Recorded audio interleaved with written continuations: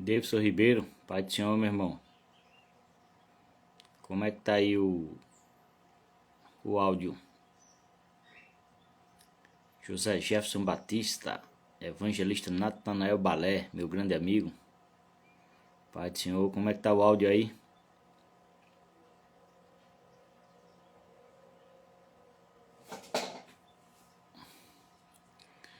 Meu amigo Davidson.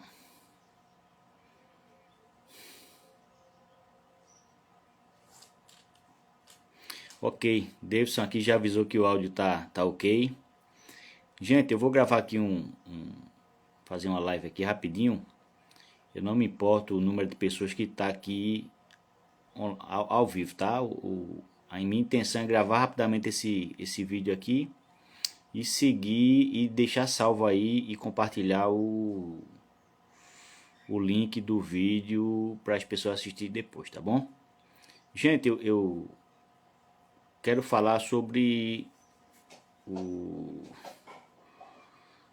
Marcos, está aí também, amém, meu irmão? Eu quero falar rapidamente aqui sobre a condição, né? Condição, a exposição dos jovens nas redes sociais e um fenômeno que tem acontecido de forma muito contundente nos Estados Unidos e um fenômeno que tem chegado muito aqui por meio das redes sociais, que é uma crítica avassaladora à fé cristã, tá? E eu quero mencionar baseado no relato do Frank Turek, né? Frank Turek é um apologista americano e que escreveu o livro com o Dr. Norman Geisler, o livro épico, o livro Não Tenho Fé Suficiente para Ser Ateu, tá? Então, mostrar o perigo, né, dessa exposição que os jovens estão sofrendo e o resultado dessa exposição, principalmente nos Estados Unidos, começando nas redes sociais e depois esse ataque direto, constante nas universidades, tá bom? Então eu estava ouvindo uma palestra, um podcast do Frank Turek o podcast se chama 4 questões que mostram que o cristianismo é verdadeiro, tá? Então ele fala sobre essas 4 questões, a questão da verdade, a questão dos milagres, a questão da existência de Deus e a questão da ressurreição de Jesus, tá? Ele fala sobre... É um podcast fantástico, tá?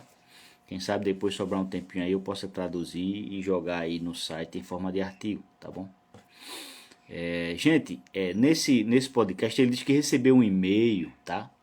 De um fuzileiro naval americano, dá a entender que já era conhecido dele, né? Ele diz que sabia que esse amigo dele não era um homem durão, não era nenhum fracote, né? Mas nesse e-mail ele estava completamente quebrantado, né? Ele não está escrevendo como um fuzileiro naval durão, né? Mas como um pai cristão totalmente destruído. Ele menciona nesse e-mail que a filha dele, que era uma cristã exemplar, muito envolvida e reconhecida pelos serviços prestados na escola dominical, que essa menina sempre foi a melhor aluna nas escolas cristãs, que havia participado, né?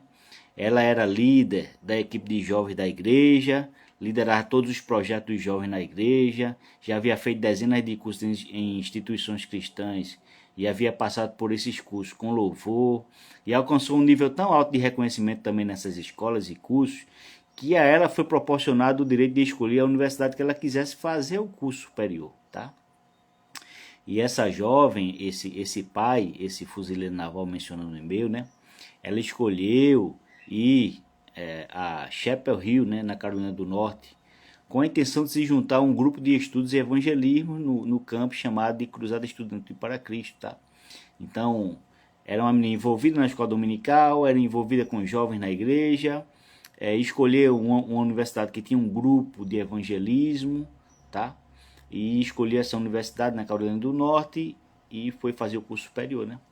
E nessa altura do podcast, o próprio Frank Turek comenta que ele próprio morou perto dessa universidade e ele sabia que essa universidade era uma universidade completamente liberal, tá? Então, às vezes a gente confunde, né? O que é ser liberal, muitas vezes a gente confunde o que é ser liberal com os usos e costumes, tá? E ser liberal não é isso. Quando eu dou aula de teologia contemporânea, né? Na minha primeira aula eu faço logo essa distinção do que é ser liberal, tá? Ser liberal não tem nada a ver com os usos e costumes, tá bom? Ser liberal, um teólogo, por exemplo, liberal, ele não acredita nos milagres, ele não acredita no sobrenatural, ele não acredita na autoridade da Bíblia, ele não acredita na inspiração das Escrituras, ele não acredita na ressurreição de Jesus, ele não acredita nos milagres, tá?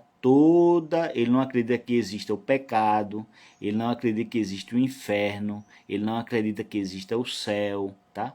Todas as doutrinas basilares do cristianismo são rejeitadas na teologia liberal, tá? Então essa universidade, o próprio Frank Turek deu, eu morei lá perto, ele comenta, né? Eu morei lá perto e essa universidade, ela é liberal. Não era uma universidade tão amigável à fé cristã, tá? Apesar de ter lá esse grupo de evangelismo lutando, tentando converter as pessoas, tá? E esse fuzileiro naval dizia no e-mail, olha, eu enviei minha filha para essa universidade na Carolina do Norte e no primeiro semestre, com apenas 4 semanas de curso, ela ligou para o pai e esse pai disse que as palavras dela, de sua filha, foram devastadoras. Porque ela disse, pai, eu já não acredito em Deus. Deus já não faz mais sentido para mim. E ele, chocado, entrou no carro e no final de semana dirigiu durante 4 horas até Chapel Hill, né, na Carolina do Norte, para conversar com a filha, tá?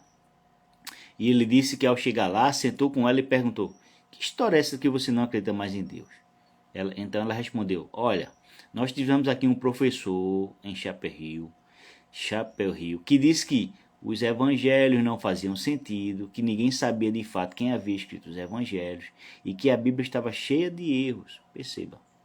Perceba que uma acusação falada de forma descompromissada, é muito fácil criticar a Bíblia, pegar um versículo isolado, um texto isolado e lançar uma crítica ou questionar, tá, a existência ou a autoria dos evangelhos, tá, que sem dar ao seu interlocutor as informações que confirmam quem foram de fato que escreveram os evangelhos e tal, né? Completamente sem compromisso. E pior, o pior é que essa jovem especial, né? E aqui eu trago os nossos jovens em especial, né? Eles não estão acostumados a lidar com esse tipo de crítica e não estão acostumados a ler e se apoderar de conhecimentos que seguem de forma paralela ao conteúdo interno da Bíblia. Você percebe? Então, o Frank Turek, depois de narrar essa história triste, diz assim, olha, senhoras e senhores, vocês acham, e aqui eu trago para o nosso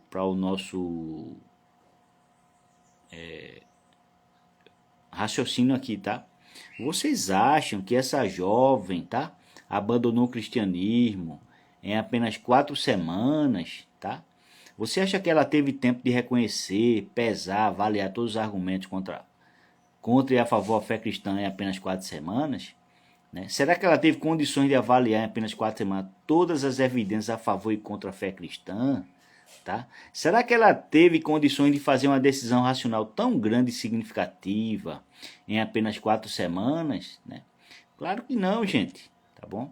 A primeira coisa que chama atenção nessa história, nesse relato triste, é que essa jovem, apesar de estar muito envolvida, tá? Muito envolvida, ela não tinha consciência das críticas que pesavam sobre a fé cristã e não havia sido treinada a responder a essas críticas, tá? Então, o que aconteceu de fato, né? O que me parece aqui, o que aconteceu de fato, foi que ela foi enviada para a universidade completamente desarmada e completamente despreparada, gente. Qual a melhor forma de você ser vencido, destroçado, destruído em uma guerra? Né? Uma guerra de informações, tá? É uma guerra espiritual, é uma guerra de informações, é uma guerra que envolve informações e conhecimento. É você estar desarmado, é você a princípio não saber que sequer você está numa guerra, né? Nós estamos em guerra pela mente e pelos corações, gente. Está ocorrendo uma batalha pelo controle da mente e pelo controle das emoções. Não apenas os jovens, nós mesmos, adultos, pastores e obreiros. A instituição mais anticristã na América provavelmente são as universidades, tá? E aqui no Brasil, as universidades com esse viés esquerdista, comunista, anticristão, gente. Perceba isso. São as instituições mais agressivas e mais anticristãs, tá? E o pior, né? Para as universidades, a visão de mundo cristã é uma visão que para eles não é mais uma visão de mundo válida, tá? A família, tá? O respeito, o casamento, a criação de filhos, a geração e criação de filhos, Deus, tá? Não é mais uma visão de mundo válida para o pensamento progressista, tá? E o pior é que, na verdade, muitos jovens abandonam a fé cristã muito antes de entrar na universidade, gente. Porque eles bebem uma quantidade enorme de ceticismo diariamente, constantemente nas redes sociais, diretamente no smartphone, que eles operam e bebem durante 24 horas por dia, 7 dias por semana, bebendo em fontes anticristãs que fingem não serem anticristãs. Você percebe? O criticismo anticristão ele vem devagar, tentando apresentar como sendo uma visão de mundo viável, clara, equilibrada, intelectualmente viável, trazendo a ideia de que para você ser reconhecido como uma pessoa verdadeiramente inteligente, intelectual, você tem que abraçar essa visão de mundo, senão você é considerado uma pessoa atrasada, retrógrada. Eles vêm com essa com essa narrativa por trás para tentar aliciar os jovens a abandonar a sua visão de mundo cristã, tá? Bíblica, ortodoxa, e abraçar uma visão de mundo progressista, anticristã, tá? Então, as redes sociais e a internet hoje, o acesso muito rápido às redes sociais proporciona essa condição de ataque aos jovens, tá? Então, há 30 anos atrás, não tinha como essa condição e exposição existir. Hoje o ceticismo está disponível em todos os lugares, né? Na televisão, na internet, nas redes sociais, e os jovens estão bebendo dessas fontes 24 horas por dia, gente, tá? Avalie, por exemplo, em nossa realidade, um jovem assembleano, tá? Mas todos os jovens de todas as denominações estão sujeitos a isso. Agora eu quero trazer para a minha realidade, um jovem assembleano, tá? Ele participa, em tese, da escola bíblica dominical uma vez por semana e passa, né? Eu digo em tese porque nem todos participam. Nem todos os adultos participam, tá? Eu mesmo dirigi escola por muitos anos e estou afastado primeiramente por causa do trabalho. Agora a minha condição de trabalho melhorou um pouco, tá? Mas eu tive que me afastar por causa do trabalho, tá? Mas nem todos os jovens participam, né? Da escola dominical. Então, via de regra, eu falo no que é real e ideal, tá? O que seria ideal. Via de regra, se todos participassem, tá? Da escola dominical. Eles participam da escola dominical uma vez por semana, via de regra, tá? A escola dominical tem uma liturgia, tá? É um culto que começa às 9h30 às 11h30.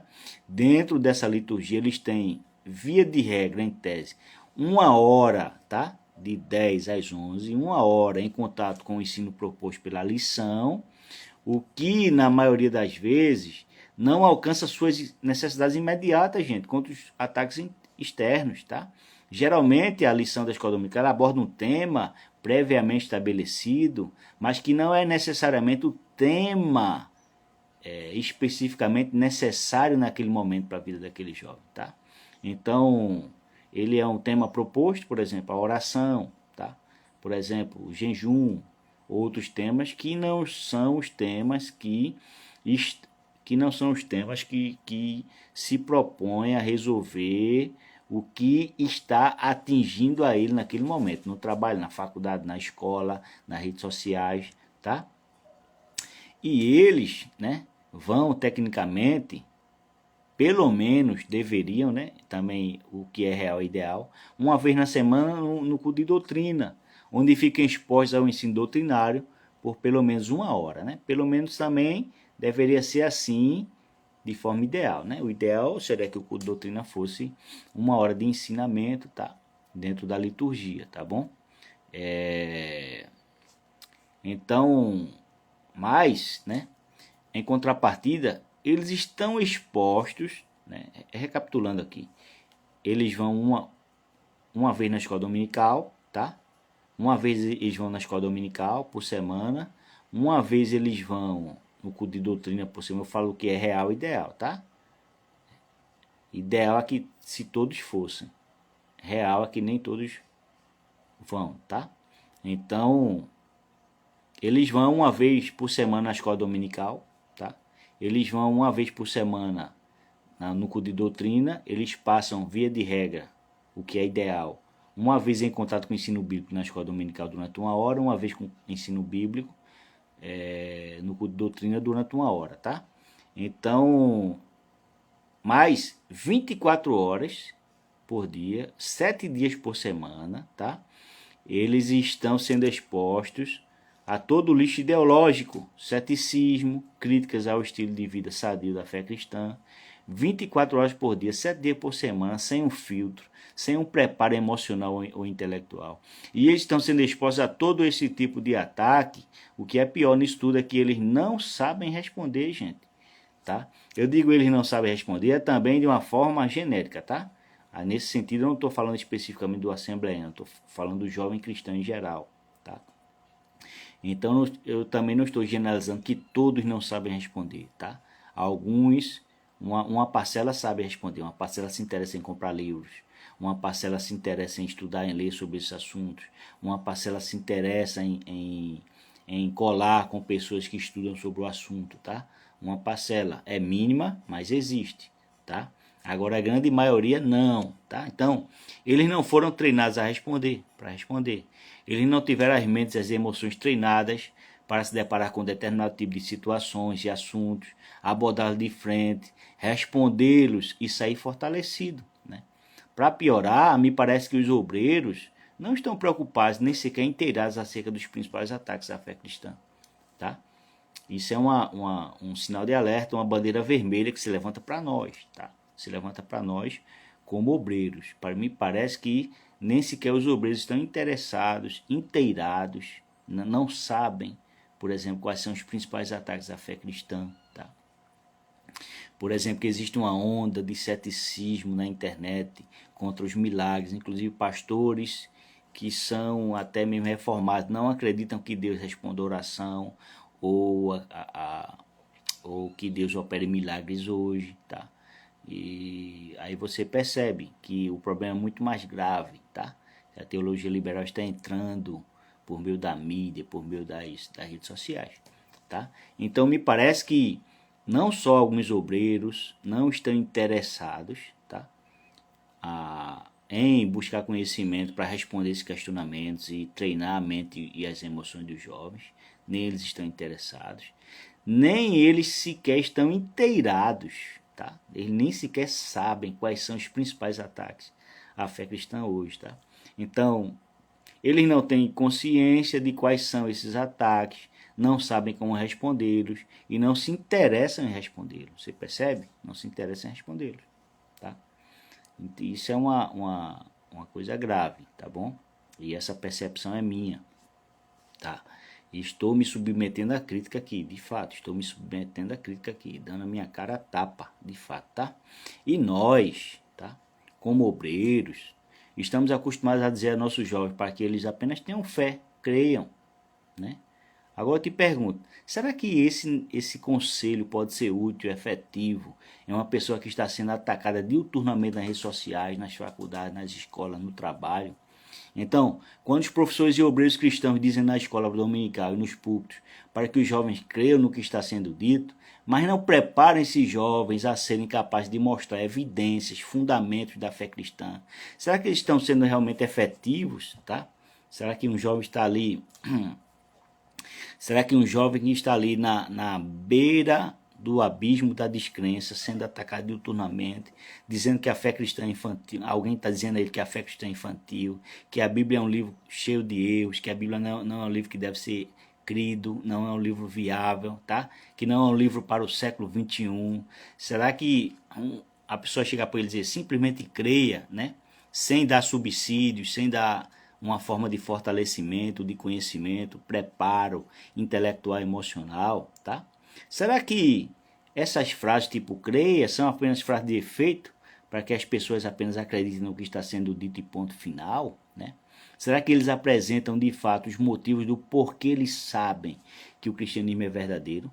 Será que eles apresentam afirmações claras que mostram que todas as visões de mundo que se contradizem ao cristianismo são falsas? Você sabia que existe uma diferença entre saber que o cristianismo é verdadeiro e demonstrar que o cristianismo é verdadeiro? Não seria mais eficiente ensinar os jovens, os obreiros, a saber demonstrar que o cristianismo é verdadeiro? Tá? Porque saber eles já sabem. Mas o que aconteceu com essa jovem que eu mencionei no início aí? Ela sabia que o cristianismo era verdadeiro, tá? Sabia, era extremamente ativa nos trabalhos da igreja, mas quando ela se deparou com questionamentos que fizeram com que questionamentos que atingissem o seu lado emocional e intelectual, e ela sentiu o peso da crítica por ela não saber responder, não saber demonstrar que o cristianismo é verdadeiro ao responder essas críticas, a fé dela ruiu, gente, tá? A fé dela ruiu, tá? Então, será que não seria efetivo você ensinar um jovem, por exemplo, presentear ele com bons livros, tá? E proporcionar a eles bons eventos, né? de ensino da palavra, eventos apologéticos, doutrinários? Será que não seria mais efetivo? E mostrar para eles, por exemplo, que todas as visões de mundo que se contradizem à fé cristã, tá? Todas as visões de mundo que se contradizem à fé cristã, tá? Não são verdadeiras. Tá? São visões de mundo falsas. Tá? Norman Geisler provou que dos últimos 300 anos, e o próprio Frank Turek disse isso nessa palestra, nos últimos 300 anos, tá? Todas as visões de mundo que se levantaram contra o cristianismo são contraditórias, gente, são contraditórias, tá? Será que não seria importante ensinar os jovens não somente que o cristianismo é verdadeiro, mas ensinar eles a defender e a demonstrar que o cristianismo é verdadeiro? Você percebe? Será que nós, como cristãos, não devemos obedecer ao grande mandamento da lei que Jesus ensinou? Tá? Se você ler lá em Mateus 22, amarás o Senhor teu Deus de todo o teu coração, de toda a tua alma e de todo o teu entendimento. Mateus 22, 37, gente. Será que devemos abandonar este mandamento e abrir mão das nossas faculdades racionais e intelectuais que Deus nos deu para lutarmos essa guerra? Pedro escreveu que devemos estar preparados, gente. 1 Pedro 3,15, ele disse: antes, santificar o Senhor Deus em vossos corações e estáis sempre preparados para responder com mansidão e temor a qualquer que vos pedir a razão da esperança que há em vós. 1 Pedro 3,15, razão aqui é logon no grego, gente. Razão, pensamento racional. Paulo afirma que foi posto para a defesa do evangelho. Ele disse: eu fui posto para a defesa do evangelho. Filipenses 1,17, gente. E nos incentivou veementemente a utilizarmos o nosso intelecto nessa guerra. Ele disse lá em 2 Coríntios 10: porque as armas da nossa milícia não são carnais, mas sim poderosas em Deus para a destruição das fortalezas, destruindo os conselhos e toda altivez que se levanta contra o conhecimento de Deus, e levando cativo todo o entendimento à obediência de Cristo. Leia lá 2 Coríntios 10, 4 e 5. Judas determinou que devemos batalhar diligentemente pela fé. Ele disse: amados, procurando eu escrever-vos com toda diligência acerca da salvação comum, tive por necessidade escrever-vos e exortar-vos a batalhar pela fé que uma vez foi dada aos santos. Judas 1 e 3. O profeta Isaías deixou registrado que Deus convida o povo a raciocinar junto com ele. Você pode ler lá em Isaías 1 e 18. Deus diz: vinde então e argui-me, diz o Senhor. Argui-me venha raciocinar comigo. Resumindo, em toda a Bíblia, temos evidências claras de que devemos usar a razão em defesa da fé e mostrar evidências da veracidade da fé cristã, gente. Jesus foi um evidencialista. Lembra lá quando talvez subiu uma dúvida na cabeça de João Batista, e João Batista mandou os discípulos perguntar: tu és o Messias ou devemos aguardar outro? Jesus realizou um monte de milagre na frente deles. Vá lá dizer a ele. que os cegos estão vendo, os coxos estão andando e aos pobres está sendo anunciado o reino de Deus. Jesus era o quê? Um evidencialista, tá? Lá nos Estados Unidos, talvez esse seja o motivo pelo qual nos Estados Unidos, tá? Talvez esse seja o motivo pelo qual nos Estados Unidos, 3 entre cada 4 jovens, tá? Talvez esse seja o motivo pelo qual nos Estados Unidos 3 entre cada 4 jovens que entram na faculdade abandonam a fé cristã, gente. Tá? Vocês viram aí a matéria, uma matéria recente do Mensageiro da Paz. E eu li lá, eu fui lá, quando eu vi essa matéria no Mensageiro da Paz, eu fui lá no Barna Institute. Ler a reportagem deles específica sobre o abandono da fé cristã, não apenas entre os jovens, mas o número de pessoas que frequentam semanalmente a igreja e o número de pessoas que leem a Bíblia diariamente caiu vertiginosamente, gente. Tá?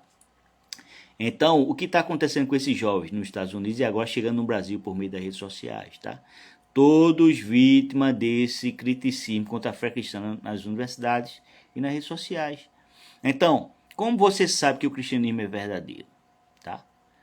Temos que abordar essas áreas, tá?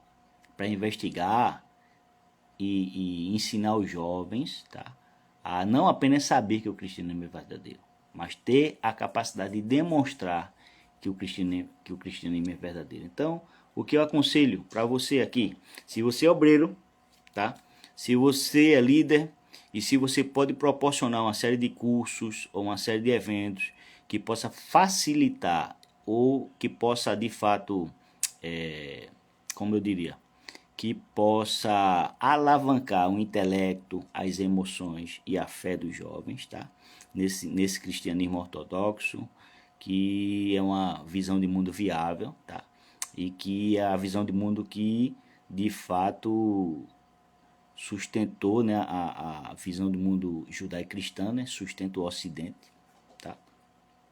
Se você puder, de fato, promover esses eventos e fazer com que os jovens, sob a sua responsabilidade, possam estar, tá? Possam estar preparados para responder com mansidão a qualquer que pedir a eles a razão da esperança que há neles, tá?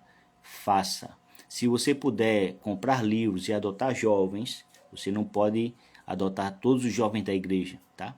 Mas você pode escolher um jovem que você vê que é dedicado e você pode comprar livros e presenteá-lo, tá? Livros importantes e você sabe que ele lê, que ele é um leitor. Se você pode promover a leitura da Bíblia entre os jovens e a leitura de livros importantes entre os jovens, para eles começar a pensar de uma forma doutrinária, apologética, para eles começar a ter capacidade de fazer uma leitura da realidade, do seu contexto, do que os cerca, para eles saber identificar as visões de mundo inimigas e saber responder essas visões de mundo. Tá? Se você puder fazer isso, você vai estar fazendo um grande serviço ao reino de Deus e à obra do Senhor, tá bom? Então, Walson Salles aqui, encerrando essa transmissão, vou deixar o vídeo salvo e vou fazer o compartilhamento nas listas do Bom Dia com Teologia, tá bom, gente? Então, participando aqui a irmã Dicla Cesário, tá?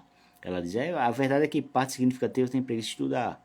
E está certo, a gente tem que criar mecanismo para fazer com que as pessoas possam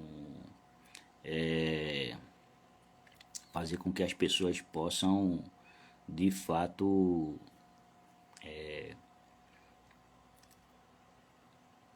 começar a ter o hábito da leitura, tá? Quando eu dava aula de metodologia, a primeira aula era sobre a importância da leitura e eu passava um exercício de leitura recreativa que faz com que a pessoa possa gere, né, em si o hábito da leitura, tá? Marcos pede aqui o compartilhamento desse podcast.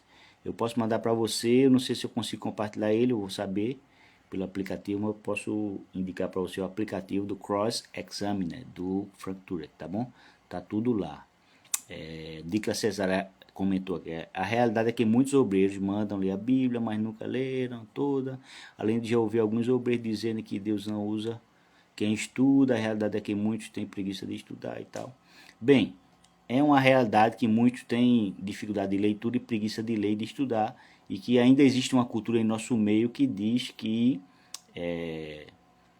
a pessoa não precisa estudar, tá? o velho jargão de que o que as pessoas pensam é joelhologia, né? E isso é verdade, ainda existe, né? Graças a Deus que temos um pastor que ainda incentiva e mantém uma escola teológica, incentiva, ele mesmo é um teólogo formado, tá? Mas que isso aí que a irmã mencionou é verdade. Eziel participou aqui também. Eu vou mencionar quem participou aqui. Tá? A irmã Dicla Cesário, Valquíria e Edson, Muniz, Lai Alves, né? Rodolfo Armando, Gabriel, Clebson, Oséia Rodrigues, Marcos, deixa eu ver aqui, Eziel Ferreira, Daniel Pereira, Abner Vital, Davidson Ribeiro, Edivan, deixa eu ver aqui, tá falhando aqui. O evangelista Natanael Balé também participou aqui, professor da STADEB, tá bom, gente? Encerrando aqui o áudio aqui, o Alson Salles, Deus abençoe, paz do Senhor, fiquem com Deus, vou deixar salvo aqui esse vídeo e vou estar compartilhando nas listas de transmissão do Bom Dia com Teologia, tá bom, gente? Orem por nós, Deus abençoe a todos em nome de Jesus. Curta, comente, compartilhe, coloque aí suas críticas. Se eu errei em algo que eu falei aqui, coloque aí. Se eu errei e eu ver que está errado, eu venho, faço uma live me retratando, tá bom? Estamos juntos, precisamos aprender juntos, tá bom, gente? Deus abençoe a todos em nome do Senhor. Lembre-se, tá bom? Caro é não saber, tá bom? Caro é não saber, tá? Philip Johnson disse: aquele que rejeita um conjunto específico de crenças é, na verdade, um crente em outro conjunto específico de crenças. Não existe uma terceira opção, tá bom, gente? Paz do Senhor, Deus abençoe, em nome de Jesus.